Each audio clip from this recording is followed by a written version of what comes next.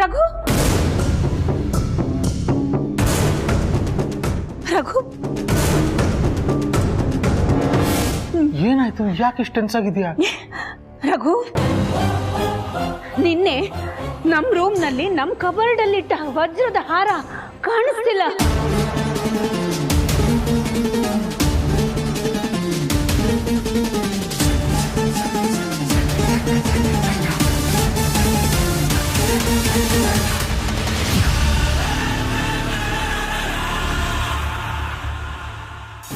ಏನ್ ಹೇಳ್ತಿದ್ಯಾ ಅಖಿಲ? ಅದು ಹೇಗೆ ಕಾಣದೇ ಇರೋಕ್ ಸಾಧ್ಯ? ಅದೇ ನನಗೂ ಗೊತ್ತಾಗ್ತಿಲ್ಲ ರಘು.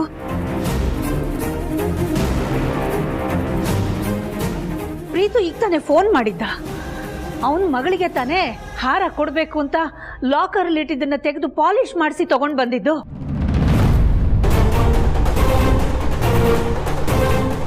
ಹಾರ ಒಂದ್ಸತಿ ನಾನು ನೋಡ್ಬೋದಮ್ಮ ಅಂತ ಕೇಳ್ದ. ಖಂಡಿತ ನೋಡಪ್ಪ ಅಂತ ಹೇಳಿ ವಿಡಿಯೋ ಕಾಲ್ ಮಾಡಿ ತೋರ್ಸೋಣ ಅಂತ ಹಾರ ತಗೊಳಕ್ಕೆ ಅಂತ ಹೋದ್ರೆ ಹಾರನೇ ಇಲ್ಲ.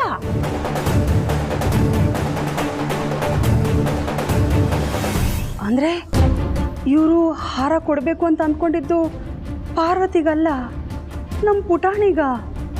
ಅಯ್ಯೋ, ಎಂಥ ಕೆಲಸ ಮಾಡಿಬಿಟ್ಟೆ ನಾನು. ಅನ್ಯಾಯವಾಗಿ ಹಾರ ಕದ್ಬಿಟ್ನಲ್ಲ ದೇವ್ರೆ. ಹೀಗೇನಪ್ಪ ಮಾಡಲಿ ನಾನು?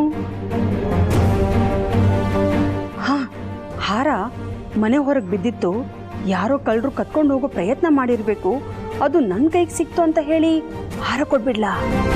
ಆದರೆ ನಾನು ಹೀಗೆ ಹೇಳಿದ್ರೆ ಎಲ್ಲರೂ ನನ್ನ ಮಾತನ್ನು ನಂಬ್ತಾರ? ಅದಕ್ಕೆ ಏನು ಹೇಳ್ತಾ ಇದ್ದೀರಾ? ನಿಮ್ಮ ರೂಮಲ್ಲಿ ಹಾರ ಕಾಣಿಸ್ತಿಲ್ಲ ಅಂದರೆ ಆಶ್ಚರ್ಯ ಆಗ್ತಾ ಇದೆ. ನನಗೂ ಅದೇ ಗೊತ್ತಾಗ್ತಿಲ್ಲ ಮೋಹನ್. ಇದುವರೆಗೂ ನನ್ನ ರೂಮ್ನಲ್ಲಿ ನಾನು ಯಾವುದಾದ್ರೂ ಒಂದು ವಸ್ತುನ ಒಂದು ಜಾಗದಲ್ಲಿ ಇಟ್ಟರೆ ಅದು ಅಲ್ಲೇ ಇರುತ್ತೆ, ಅಲ್ಲಾಡಲ್ಲ. ಇವತ್ತು ಅದು ಕಾಣ್ತಿಲ್ಲ ಅಂತಂದ್ರೆ ನನಗೆ ನಂಬಕ್ಕಾಗ್ತಿಲ್ಲ. ಅಖಿಲ, ಸರಿಯಾಗಿ ನೋಡ್ದ್ಯಾ? ನೋಡ್ದೆ ರಘು, ಎಲ್ಲ ಕಡೆನೂ ನೋಡ್ದೆ.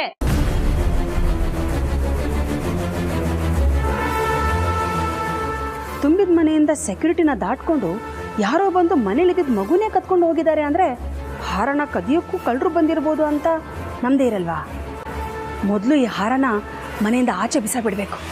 ಆಮೇಲೆ ಅದನ್ನು ಹುಡ್ಕೋತರ ಹುಡುಕಿ ಹಾರ ಸಿಕ್ತು ಅಂತ ಅವ್ರ ಕೈ ಕೊಟ್ಬಿಡ್ಬೇಕು.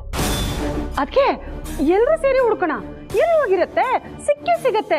ನೀವು ಹುಡುಕಿ, ನಾನು ಹುಡುಕ್ತೀನಿ. ರಘು, ನಮ್ಮ ಪುಟಾಣಿಗೋಸ್ಕರ ಇಟ್ಟಿದ್ದ ನಮ್ಮ ವಂಶ ಪಾರಂಪರ್ಯದ ಹಾರ ಅದು. ಅದೇ ಕಾಣಿಸ್ತಾ ಇಲ್ವಲ್ಲ ರಘು? ಅತ್ಯಮ್ಮ, ಇನ್ನೊಂದ್ಸಲ ಹುಡ್ಕೋಣ ಬನ್ನಿ. ಗೊತ್ತಿಲ್ಲದೆ ನೀವು ಬೇರೆ ಕಡೆ ಏನಾದರೂ ಇಟ್ಟಿದ್ರೆ? ಇಲ್ಲಮ್ಮ ಪಾರ್ವತಿ, ನಾನು ಎಲ್ಲಿ ಮರ್ತು ಬೇರೆ ಕಡೆ ಇಡ್ತೀನಿ. ರಘು ತೋರಿಸ್ಬಿಟ್ಟು ನಾನೇ ಒಳಗಡೆ ತಗೊಂಡು ಹೋಗಿ ಕಬೋರ್ಡಲ್ಲಿ ಇಟ್ಟೆ. ಇಲ್ಲಿ ಇನ್ನೊಂದ್ಸತಿ ನೋಡೋದು ತಪ್ಪೇನಿದೆ? ಹುಡ್ಕೋಣಪ್ಪ, ನಡಿ.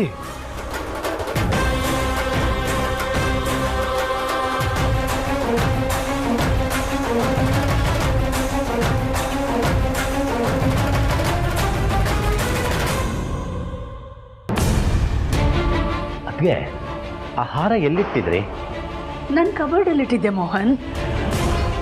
ಇಲ್ಲಣ್ಣ, ಇನ್ನೆಲ್ಲಿ ಇಟ್ಟಿರ್ತೀನಮ್ಮ? ಇಲ್ಲೇ ಇಟ್ಟಿದ್ದು. ಸರಿ, ಹುಡ್ಕೋಣ. ನಾನು ಎಲ್ಲ ಕಡೆ ಹುಡುಕಿದ್ದೀನಿ. ನಾನು ಇಟ್ಟ ಜಾಗದಲ್ಲಿ ಹಾರ ಇಲ್ಲ. ನಮ್ಮ ಸಮಾಧಾನಕ್ಕೋಸ್ಕರ ಒಂದ್ಸಲ ನೋಡ್ಬಿಡ್ತೀವಿ ಅತ್ಯಮ್ಮ.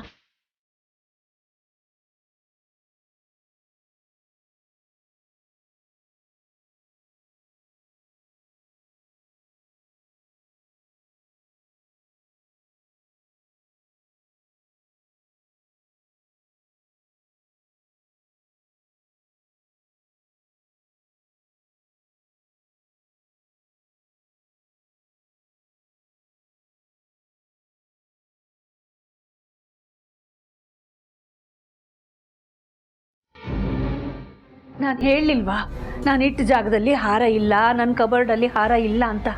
ಅಖಿಲ, ನಮ್ಗೆ ಯಾಕೋ ಅದನ್ನ ಯಾರೋ ಕದ್ದಿದ್ದಾರೆ ಅಂತ ಅನಿಸ್ತಾ ಇದೆ. ರಘು, ಏನು ಹೇಳ್ತಿದ್ದೀರಾ? ನಮ್ಮ ಮನೇಲಿ, ಅದು ನಮ್ಮ ರೂಮ್ನಲ್ಲಿ ಕಳ್ತನನ? ಮತ್ತೇನು ಅಖಿಲ, ಕಾಣಿಸ್ತಿಲ್ಲ, ಸಿಕ್ತಿಲ್ಲ, ಯಾರು ತಗೊಂಡಿಲ್ಲ ಅಂದ್ರೆ ಏನು ಅನ್ಕೋಬೇಕು? ಹಾಗಾದರೆ ಯಾವುದಕ್ಕೂ ಪೊಲೀಸ್ ಕಂಪ್ಲೇಂಟ್ ಕೊಡೋದು ಒಳ್ಳೇದು ಅನ್ಸುತ್ತೆ ಅಣ್ಣ. ಬೇಡ ಮೋಹನ್, ಪೊಲೀಸ್ ಕಂಪ್ಲೇಂಟ್ ಕೊಡೋದು ಬೇಡ. ಆ ಹಾರ ನಮ್ಮ ಮನೆತನದ ಪ್ರತಿಷ್ಠೆ, ಗೌರವ. ಹೊರಗಿನವ್ರು ಯಾರೋ ಬಂದು ಇದನ್ನ ಕದಿಯೋದು ಸಾಧ್ಯನೇ ಇಲ್ಲ. ಮನೆಯವರೇ ಯಾರೋ ತಗೊಂಡಿರ್ತಾರೆ. ಪೊಲೀಸ್ ಕಂಪ್ಲೇಂಟ್ ಅಂತ ಹೋದ್ರೆ ಅವರು ಮನೆಯವರನ್ನೆಲ್ಲ ಪರೀಕ್ಷೆ ಮಾಡ್ತಾರೆ. ಸರ ಕದ್ದೋರು ಸಿಕ್ಕಾಕೊಳ್ಳಬಹುದು. ಆದ್ರೆ ಅದರಿಂದ ಮನೆಯಲ್ಲಿರೋ ಎಲ್ರಿಗೂ ಮನಸ್ಸಿಗೆ ಮುಜುಗರ ಆಗುತ್ತೆ, ನೋವಾಗುತ್ತೆ. ಅದಕ್ಕೆ ನಾವು ದಾರಿ ಮಾಡಿಕೊಡೋದು ಬೇಡ. ಒಂದು ದಿವಸ ಟೈಮ್ ಕೊಟ್ಟು ನೋಡೋಣ. ಸರ ಕದ್ದಿರೋರಿಗೆ ತಮ್ಮ ತಪ್ಪಿನ ಅರಿವಾಗಿ ಅದನ್ನ ವಾಪಸ್ ತಂದು ಕೊಟ್ಟರು ಕೊಡ್ಬೋದೇನೋ. ಅದಕ್ಕೆ ಈಗಲೇ ಪೊಲೀಸ್ ಕಂಪ್ಲೇಂಟ್ ಕೊಡೋದು ಬೇಡ. ಜಸ್ಟ್ ಒಂದಿನ ಕಾಯೋಣ. ಹೌದಕ್ಕಿಲ್ಲ, ನೀನು ಹೇಳ್ತಿರೋದು ಸರಿಯಾಗಿದೆ. ಮೋಹನ್, ಹಾಗೆ ಮಾಡೋಣ. ಒಂದು ವೇಳೆ ನಾಳೆನೂ ಆ ಹಾರನ ಯಾರೂ ತಂದಿಟ್ಟಿಲ್ಲ ಅಂದರೆ ಏನು ಮಾಡೋದತ್ಯಮ್ಮ?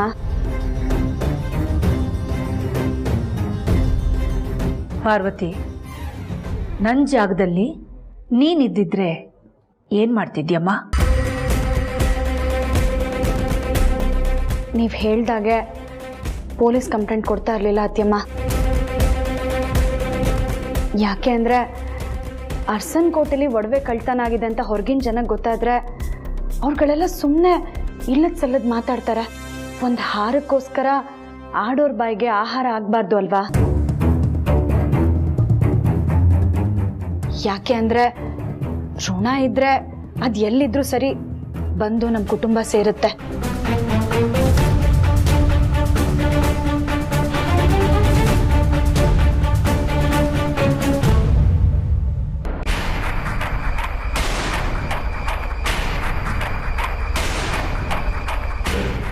ಎಲ್ಲಿ ಬಿಸಾಕ್ಲಿ?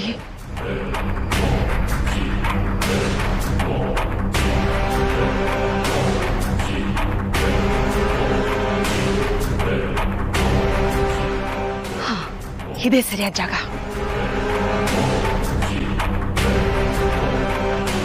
ರತ್ನವೇಣಿ ಅವರೇ,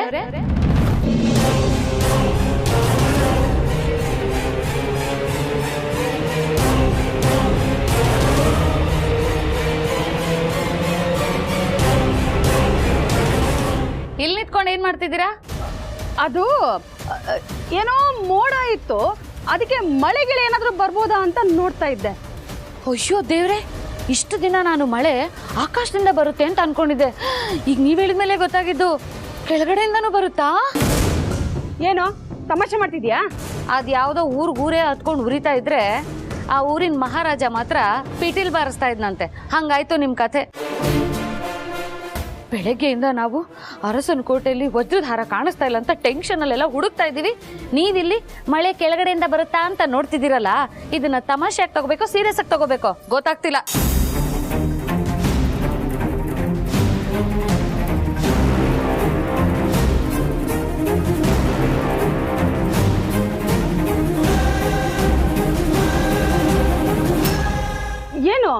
ಏನು ಹಾಗೆ ನೋಡ್ತಾ ಇದೀಯಾ? ನಿಮ್ ಕೈಲಿ ಏನಿದೆ ಅಂತ. ಅಬ್ಬ, ಅದು ತಲೆ ಬಾಚ್ಕೊಂಡಲ್ಲ, ಕೂದಲನ್ನ ಮನೆ ಒಳಗಡೆ ಬಿಸಾಕ್ಬಾರ್ದು ಅಂತ ಅದಕ್ಕೆ ಆಚೆ ಬಿಸಾಕೋಣ ಅಂತ ತಗೊಂಬಂದೆ. ಅದೇ ಕೈಯಲ್ಲಿ ಇಟ್ಕೊಂಡಿದ್ದೀನಿ ಅಷ್ಟೇ. ಅಬ್ಬಬ್ಬಬ್ಬಬ್ಬಬ್ಬ, ಎಂಥ ಸಂಸ್ಕಾರ! ಮೆಚ್ಚಲೇಬೇಕು. ಅಲ್ಲ, ಮನೆ ಒಳಗಡೆ ಅಷ್ಟೊಂದು ಕಸದ ಡಬ್ಬಿ ಇದೆ, ಕೂದಲು ಬಿಸಾಕಕ್ಕೆ ಹೊರಗಡೆ ತಗೊಂಡ್ ಬಂದಿದ್ದೀನಿ ಅಂತ ಹೇಳ್ತಿದ್ದೀರಲ್ಲ.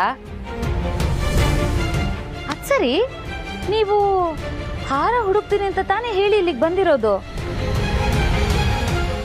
ಯಾವ ಗ್ಯಾಪಲ್ಲಿ ನೀವು ತಲೆ ಬಾಚ್ಕೊಂಡ್ರಿ? ಅತಿ ಬುದ್ಧಿವಂತಿಕೆ ಒಳ್ಳೇದಲ್ಲ, ಅದನ್ನ ಹಾರ ಹುಡ್ಕೋದ್ರ ಮೇಲೆ ತೋರ್ಸು. ಬಂದ್ಬಿಟ್ಲಿ ಹಿಂದಿಂದೆ. ಹಲೋ ರತ್ನವೇಣಿ ಅವರೇ, ಅದೇನೋ ಕೂದಲು ಬಿಸಾಕ್ಬೇಕು ಅಂದ್ರೆ ಬಿಸಾಕ್ಲೇ ಇಲ್ಲ. ಹಾ, ಮನೆ ಒಳಗೆ ಅಷ್ಟೊಂದು ಕಸ ಡಬ್ಬಿಗಳಿದೆ ಅಂತ ಹೇಳಿದೆಯಲ್ಲ, ಅದಕ್ಕೆ ಅಲ್ಲಿಗೆ ತಗೊಂಡೋಗಿ ಬಿಸಾಕ್ತೀನಿ. ಬಾಯ್ ಕಡೆ.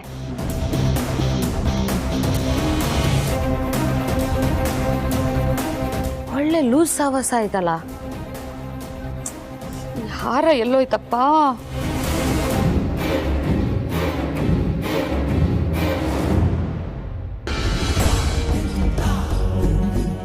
ಅಲ್ಲ, ಆ ಹಾಳಾದ ದಾಮಿನಿ ನನ್ನ ಬೆನ್ನಿಂದ ಒಳ್ಳೆ ಬೇತಾಳ ಥರನೇ ಬಿದ್ದಿರ್ತಾಳಲ್ಲ. ಛೇ, ಅವಳು ಬರೋಕ್ಕೂ ಮುಂಚೆ ನಾನು ಈ ಹಾರನ ಬಿಸಾಕ್ಬಿಡ್ಬೇಕಾಗಿತ್ತು. ಈ ಹಾರ ನನ್ನ ಹತ್ರ ಇದೆ ಅಂತ ಅವಳಿಗೇನಾದರೂ ಡೌಟ್ ಬಂದಿರ್ಬೋದಾ? ಇಲ್ಲ ಅನ್ಸತ್ತೆ, ಅಷ್ಟೆಲ್ಲ ಬುದ್ಧಿವಂತೆ ಅಲ್ಲ ಅವಳು. ಹಾಗಾದರೆ ಈಗ ನಾನು ಈ ಹಾರನ ಏನು ಮಾಡೋದು?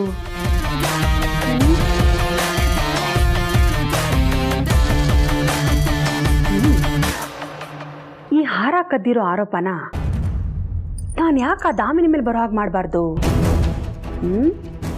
ಹೇಗೋ ಅವಳು ಆಗಾಗ ನನ್ನ ದಾರಿಗೆ ಅಡ್ಡ ಬರ್ತಾನೆ ಇರ್ತಾಳೆ. ಅಂಥವಳಿಗೆ ಕಳ್ಳಿ ಅನ್ನೋ ಪಟ್ಟ ಸಿಗೋ ಹಾಗೆ ಮಾಡಿಬಿಟ್ರೆ ಅವಳು ನನ್ನ ಸಹವಾಸಕ್ಕೂ ಬರಲ್ಲ.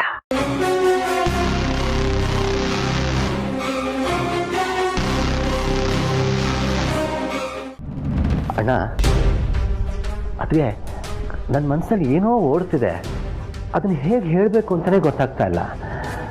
ಹೇಳು ಮೋಹನ್, ಹೇಳದೇ ಇದ್ರೆ ನಮ್ಗೆ ಹೇಗೆ ಗೊತ್ತಾಗಬೇಕು? ಅದು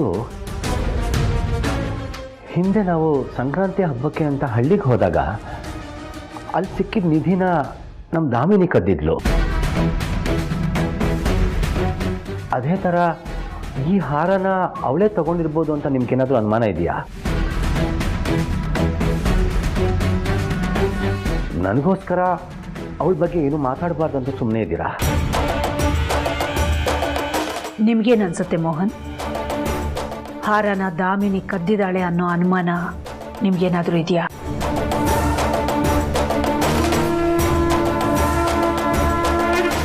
ಅದಕ್ಕೆ ನಿಜ ಹೇಳಬೇಕು ಅಂದರೆ ಅವಳ ಮೇಲೆ ನನಗೆ ಯಾವ ಅನುಮಾನನೂ ಇಲ್ಲ. ಮೊದಲೆಲ್ಲ ಈ ಮನೇಲಿ ಏನಾದರೂ ಕಳುವಾದರೆ, ಕೆಟ್ಟದಾದರೆ ಇದ್ರ ಹಿಂದೆ ದಾಮಿನಿನೇ ಇದ್ದಾಳೆ ಅಂತ ನನಗೆ ಅನ್ನಿಸ್ತಾ ಇತ್ತು. ಆದರೆ ಈಗ ನಮ್ಮ ದಾಮಿನಿ ತುಂಬ ಬದಲಾಗಿದ್ದಾಳೆ, ಮೊದಲ ಥರ ಇಲ್ಲ. ಅವಳಿಗೆ ಕೆಟ್ಟದ್ದು ಯಾವುದು ಒಳ್ಳೇದು ಯಾವುದು ಎಲ್ಲ ಗೊತ್ತಿದೆ. ಅರಸನಕೋಟೆ ಸೊಸೆ ಆಗಿದ್ರು ಮುಂಚೆ ಎಲ್ಲ ನನ್ನ ಪರ್ಸಿಂದ ದುಡ್ಡು ಕದೀತಿದ್ಲು, 100-200 ಬಿಡ್ತಿರ್ಲಿಲ್ಲ. ಆದರೆ ಈಗ ಪರ್ಸಿಂದ ಮಾತ್ರ ಅಲ್ಲ, ಕಬೋರ್ಡ್ನಲ್ಲಿ ಲಕ್ಷಕ್ಕೂ ಹೆಚ್ಚು ಕ್ಯಾಶ್ ಇದ್ದರೂ ಒಂದು ನೋಟು ಕಮ್ಮಿ ಆಗಿರಲ್ಲ. ಹೌದು ಅತ್ಯಮ್ಮ, ಚಿಕ್ಕತ್ತೆ ನಿಜವಾಗ್ಲೂ ಬದಲಾಗಿದ್ದಾರೆ. ಅವ್ರು ಯಾವುದೇ ಕಾರಣಕ್ಕೂ ಈ ಕೆಲಸ ಮಾಡೋದಕ್ಕೆ ಸಾಧ್ಯನೇ ಇಲ್ಲ.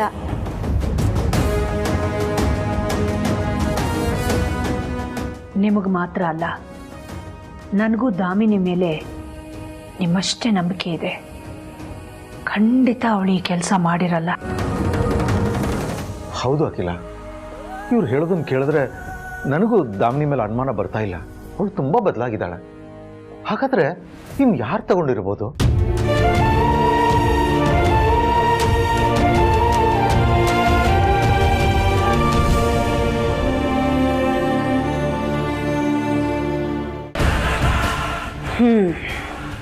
ಈಗ ನಾನು ಏನು ಯೋಚನೆ ಮಾಡ್ತಿದ್ದೀನೋ ಅದೇ ಕರೆಕ್ಟ್.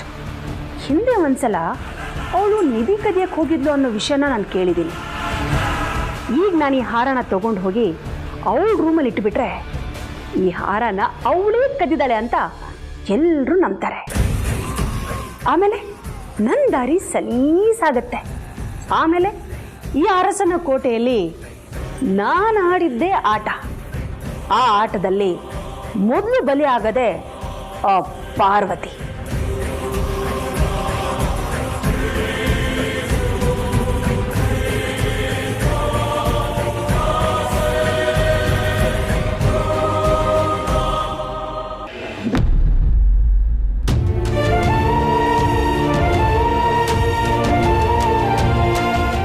ಅಖಿಲ,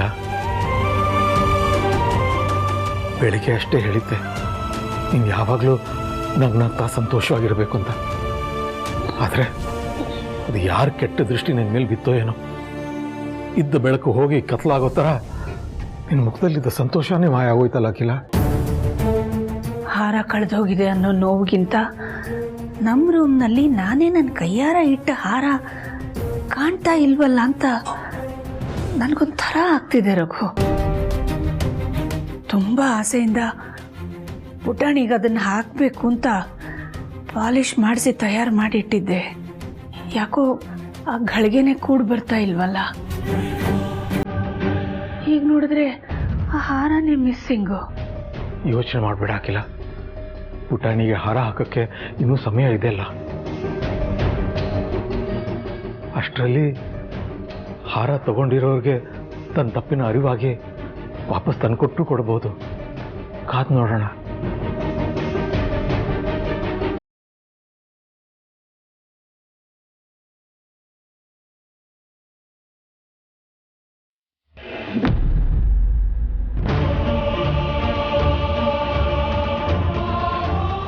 ಚಿಕ್ಕತ್ತೆ ಏನು ಯೋಚನೆ ಮಾಡ್ತಾ ಇದ್ದೀರಾ?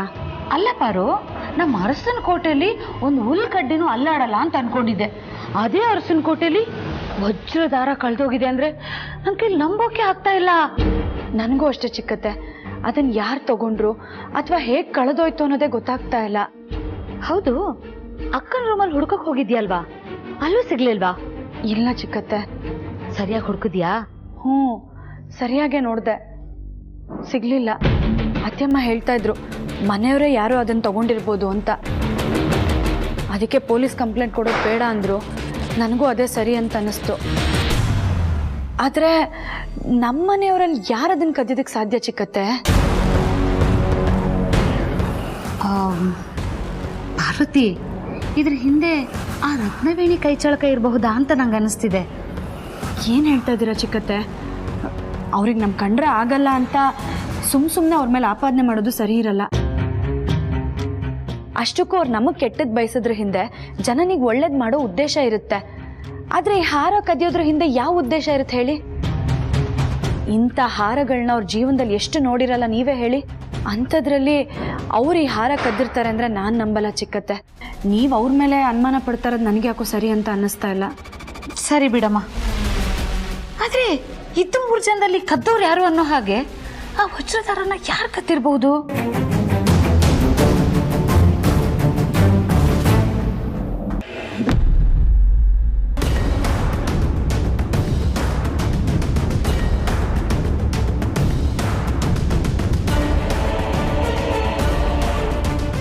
ದಾಮಿನಿ ರೂಮ್ಗೇನೋ ಬಂದಿದ್ದಾಯ್ತು.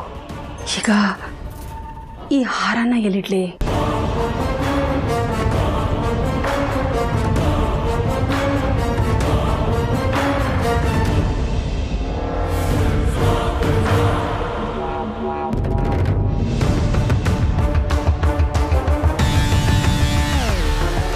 ಅಲ್ಲ, ಅಕ್ಕನ ರೂಮಲ್ಲಿ ಇದ್ದಿದ್ದ ವಜ್ರದ ಹಾರನ ಕದಿಯೋದಕ್ಕೆ ಯಾರ ಕೈಯಿಂದ ಸಾಧ್ಯ?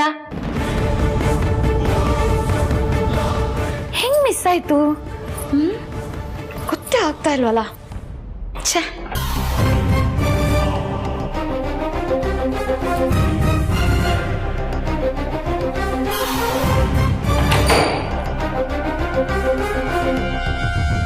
ಏನೋ ಶಬ್ದ ಬಂತಲ್ಲ.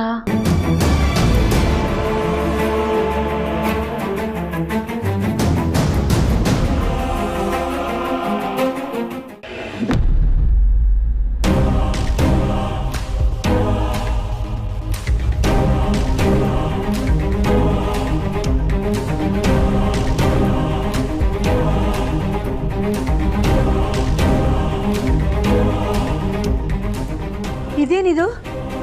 ಊರಿಗೇನಾದ್ರೂ ಹೊರಟ್ರಾ? ಇಲ್ಲ ಅದಕ್ಕೆ. ಮತ್ತೆ ಲಗೇಜ್ ಸಮೇತ ಬಂದಿದ್ದೀರಾ?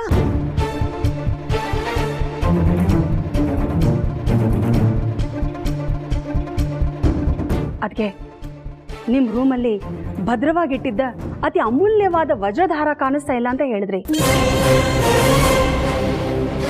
ಆದರೆ ನಮ್ಗೆ ಯಾರಿಗೂ ನೋವಾಗಬಾರ್ದು ಅನ್ನೋ ಕಾರಣಕ್ಕೆ ನೀವು ಯಾರ ಮೇಲೂ ಅನುಮಾನನೂ ಪಟ್ಟಿಲ್ಲ. ಹಾಗೆ ಮನೆ ಮರ್ಯಾದೆಗೆ ಅಂಜಿ ನೀವು ಪೊಲೀಸ್ನವ್ರಿಗೂ ತಿಳಿಸಿಲ್ಲ. ಹಾಗಂತ ಕದ್ದಿರೋರು ನಾನಲ್ಲ ಅಂತ ಎಲ್ಲರೂ ಅವ್ರವ್ರ ಪಾಡಕ್ಕೆ ಸುಮ್ಮನಾಗ್ಬಿಟ್ರೆ ಇದ್ದವ್ರ ಪೈಕಿ ಕದ್ದವ್ರು ಯಾರು ಅನ್ನೋ ಅನುಮಾನ ಹಾಗೆ ಉಳ್ಕೊಂಡ್ಬಿಡುತ್ತೆ ಅಲ್ವಾ? ಹಾಗಾಗಬಾರ್ದು ಅಂದರೆ ಕಳ್ಳರು ಯಾರು ಅಂತ ಗೊತ್ತಾಗಲೇಬೇಕು. ಅದಾಗಬೇಕು ಅಂದರೆ ನೀವು ಈಗಿಂದೀಗಲೇ ಎಲ್ಲರೂ ರೂಮ್ಗಳನ್ನ ಚೆಕ್ ಮಾಡಬೇಕು. ಅದಕ್ಕೆ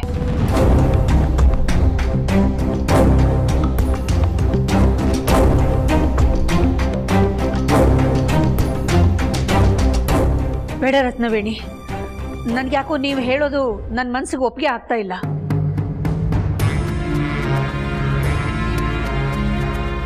ನಾವು ಸಂಜೆವರೆಗೂ ಕಾಯೋಣ. ತಗೊಂಡಿರೋರು ತಾವಾಗೆ ವಾಪಸ್ ತಂದು ಕೊಡ್ತಾರ ಅಂತ. ತಂದಿಟ್ಟಿಲ್ಲ ಅಂದರೆ? ಪರವಾಗಿಲ್ಲ, ಹಾರ ಹೋದ್ರೆ ಹೋಯ್ತು ಅಂತ ಸುಮ್ಮನೆ ಇದ್ದು ಬಿಡೋದು. ಅಯ್ಯೋ ಅದಕ್ಕೆ ನೀವು ಹಾಗೆ ಹೇಳ್ಬಿಟ್ರೆ ಹೇಗೆ? ಆ ಹಾರ ನಿಮಗೆ ದೊಡ್ಡದಿಲ್ಲದೆ ಇರ್ಬೋದು, ಆದರೆ ನನಗೆ ಪ್ರತಿಷ್ಠೆಯ ಪ್ರಶ್ನೆ. ನಾನು ಈ ಮನೆಗೆ ಬೀಗಿತಿ. ನಿಮ್ಗಾಗ್ಲಿ ಬೇರೆಯವ್ರಿಗೆ ಆಗಲಿ ನನ್ನ ಮೇಲೆ ಅನುಮಾನ ಬರಬಾರ್ದು ಅಲ್ವಾ? ರತ್ನವೇಣಿ, ಯಾಕೆ ಹೀಗೆ ಹೇಳ್ತಿದ್ದೀರಾ? ನಾನು ಎಲ್ಲಿ ನಿಮ್ಮ ಮೇಲೆ ಅನುಮಾನ ಮಾಡಿದೆ? ಛೇ, ನೀವು ನನ್ನ ಮೇಲೆ ಅನುಮಾನ ಪಡ್ತಿದ್ದೀರಾ ಅಂತ ನಾನು ಹೇಳ್ತಿಲ್ಲ. ಅದಕ್ಕೆ ನನ್ನ ಮನಸ್ಸನ್ನು ನನಗೆ ಪಶ್ಚಾತ್ತಾಪ ಕಾಡಬಾರ್ದಲ್ವಾ, ಅದಕ್ಕೆ ಹಾಗೆ ಹೇಳಿದೆ. ಹಾಗಾದ್ರೆ ಆ ಹಾರನ ನೀವು ತಗೊಂಡಿದ್ದೀರಾ?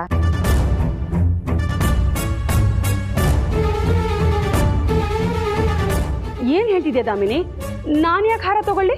ಅಂತ ದುರ್ಬುದ್ಧಿ ನನಗಿಲ್ಲ. ಇದು ಕೊಡೋ ಕೈ, ತಗೊಳ್ಳೋ ಕೈ ಅಲ್ಲ. ಇಲ್ಲದೆ ಇದ್ರೆ ಕೇಳತ್ತೆ, ಬೇಡತ್ತೆ ಹೊರತು ಕದಿಯಲ್ಲ.